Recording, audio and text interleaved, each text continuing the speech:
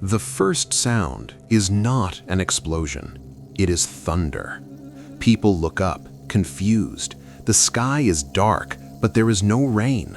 The ground begins to shake. Cars stop. Windows rattle. And before anyone understands what is happening, the street splits open. That moment is why War of the Worlds 2005 still stays in people's minds. Before we go further, if you enjoy deep stories about famous movies and what makes them feel real, take a second to like the video and subscribe to the channel. It helps the channel grow and brings more stories like this to you. Now, let's continue. This movie is not about heroes. It is not about saving the world. It is about fear. From the very beginning, the film makes a clear choice. You do not see the invasion from above. You do not see leaders making plans. You see it from the ground, from the street, from the point of view of someone who does not understand what is happening. That choice changes everything.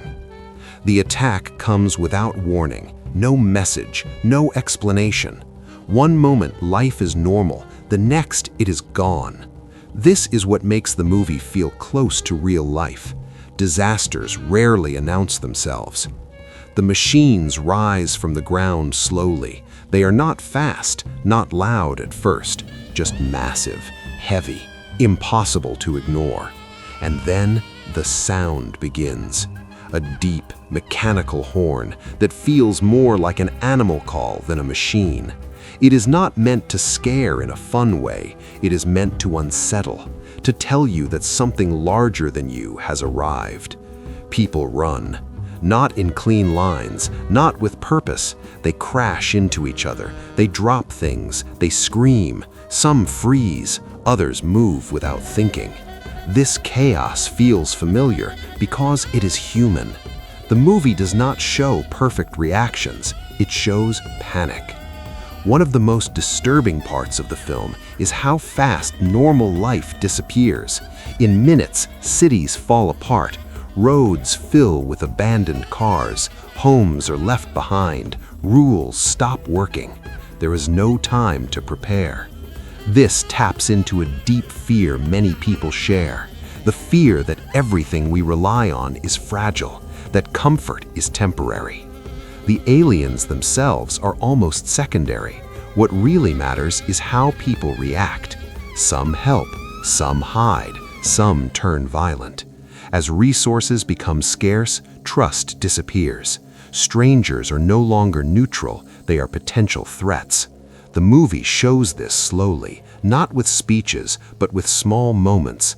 A look that lasts too long, a door that doesn't open, a hand that grabs too tightly. Fear changes behavior.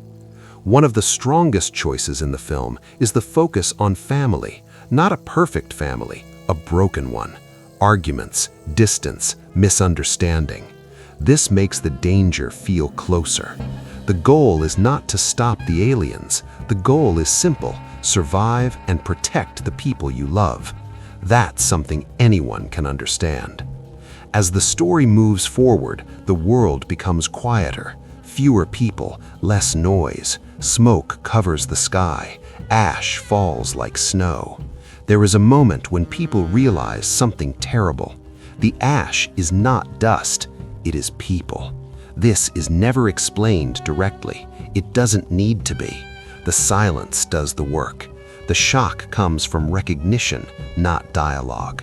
The machines are efficient, cold. They do not chase for fun, they harvest. That word matters. Harvesting is something humans do to animals, to plants. Seeing it reversed is deeply uncomfortable. The movie forces the viewer to imagine what it feels like to be powerless, to be prey. There is no safe place. Buildings collapse easily. Military forces try to fight back, but they are overwhelmed. Weapons do nothing. Missiles fail. This breaks another common movie rule. There is no quick solution. The film avoids giving hope too early. Every time it seems like things might improve, something worse happens. This keeps the viewer watching because the pattern is unpredictable. You cannot guess what will happen next.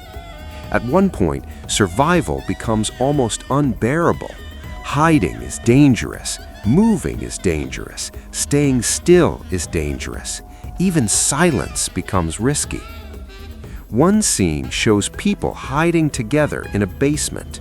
The space is small, dark, tight. Everyone is scared. But fear turns inward. Instead of the aliens being the threat, another human becomes the danger. Panic grows, control is lost, violence feels close. This scene is hard to watch because it feels real. In extreme situations, people can become unpredictable. The movie does not judge this, it shows it. Another powerful choice is the lack of explanation. The aliens are not explained in detail. Their history is not given. Their plans are not fully outlined. This makes them feel more frightening. Not knowing is worse than knowing. The audience learns only what the characters learn, nothing more. This creates a constant feeling of being behind, of never having enough information to feel safe. The world feels small. Communication is broken. News is unreliable. Rumors spread faster than truth. Again, this feels familiar. As the journey continues, exhaustion becomes visible. Dirt covers faces, clothes tear, eyes lose focus. Survival is not dramatic, it is tiring.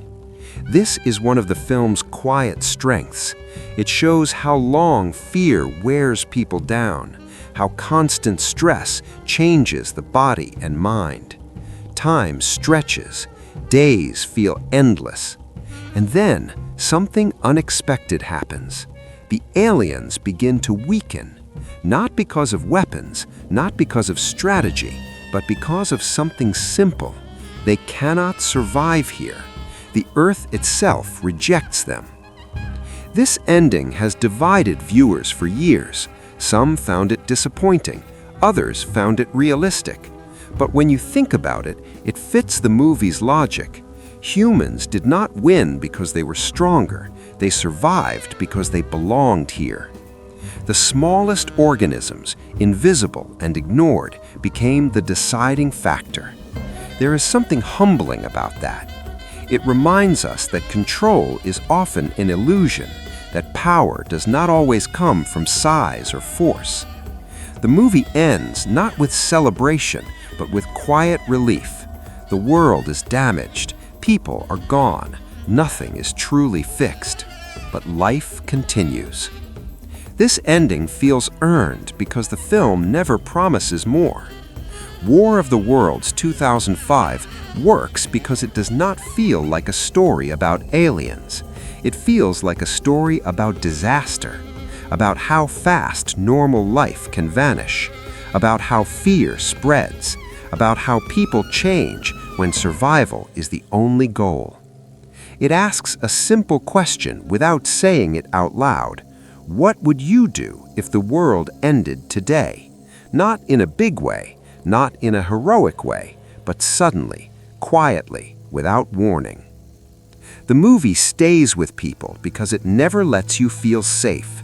Even when it ends, the fear lingers. Because deep down, everyone knows the truth. It would not take aliens to create this kind of chaos. It would only take one bad day. And that is why War of the Worlds 2005 still feels disturbing years later. Not because of what it shows, but because of how close it feels to reality.